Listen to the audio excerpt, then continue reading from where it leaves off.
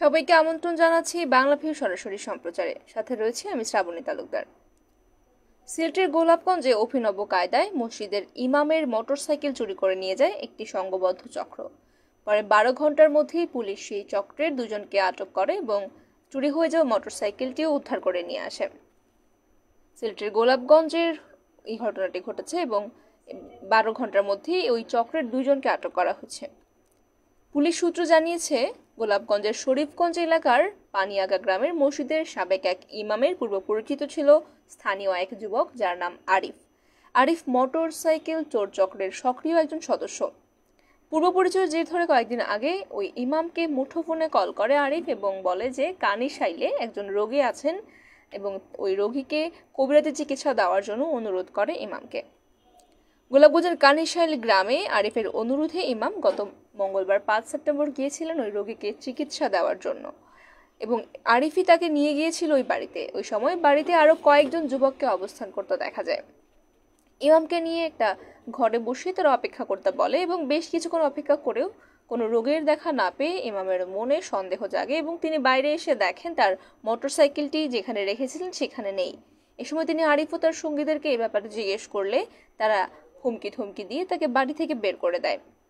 ঘটনার পর ইমাম গোলাপগঞ্জ থানায় গিয়ে লিখিত অভিযোগ দিলে তৎক্ষণাৎ পুলিশের একটি টিম অভিযানে বের হয়।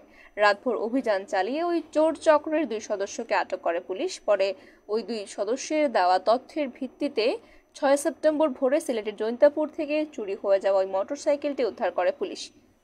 আটককৃত দুজন গোলাপগঞ্জ সদর এলাকার আব্দুল কাদিরের ছেলে জামিল আহমেদ এবং উমর আলীর ছেলে ফাহিম আহমেদ। তবে আরিফকে এখনো আটক করা সম্ভব হয়নি।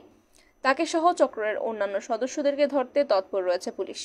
থানার ভারপ্রাপ্ত কর্মকর্তা রফিকুল ইসলাম জানিয়েছেন, খবর পাওয়া মাত্রই তারা অভিযানে নেমেছিলেন এবং থানার একদল চৌকস অফিসারের নেতৃত্বে মোটরসাইকেল উদ্ধার সহ চক্রের 2 সদস্যকেও তারা আটক করেছেন।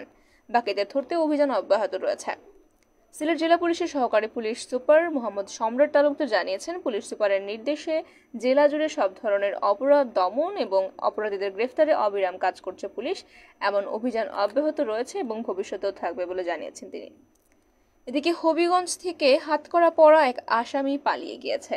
হবিগঞ্জ আদালত থেকে রাজু মিয়া নামে মাদক মামলার এক আসামি হাতকড়া অবস্থায় আজ পালিয়ে গিয়েছে। আজ দুপুরে হবিগঞ্জের সিনিয়র জুডিশিয়াল ম্যাজিস্ট্রেট ফখরুল ইসলামের আদালত থেকে সে পালায়। বিষয়টি আদালত জানাজানি হলো আদালত পাড়ায় হইচই শুরু হয়ে যায় এবং আসামি রাজু মিয়া চুনারুঘাট উপজেলার সাটিয়ারি গ্রামের চানমিয়া ছেলে। সে একটি মাদক মামলার আসামি ছিল বলে জানা গিয়েছে।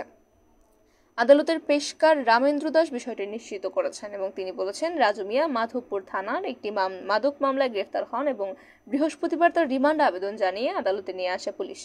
আদালতের রিমান্ড শুনানির আগেই ওই লোক পালিয়ে গিয়েছে। পরে বিষয়টি জানাজানি হওয়ার পর আদালত পাড়ায় হইচই শুরু হয়ে যায়। বিষয়টি জানতে হবিগঞ্জের কোর্ট ইন্সপেক্টর শেখ নাজমুল হককে একাধিকবার কল করা হলো, তার সাথে যোগাযোগ করা সম্ভব হয়নি।